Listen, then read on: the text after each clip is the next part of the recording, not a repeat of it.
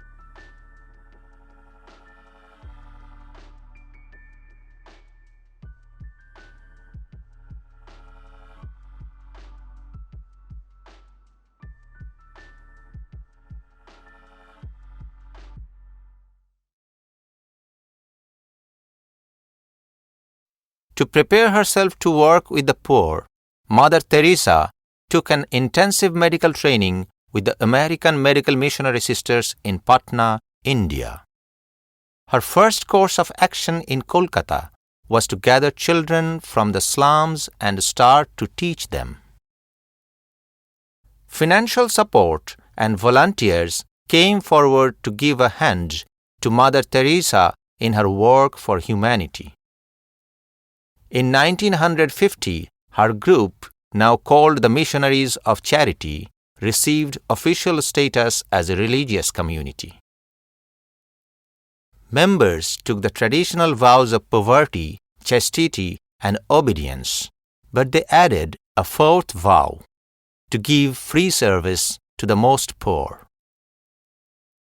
The Missionaries of Charity received significant publicity, and Mother Teresa used it to benefit her work. In 1957, they began to work with lepers.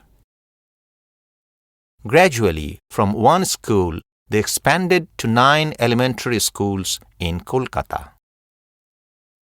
They also opened a home for orphans and abandoned children.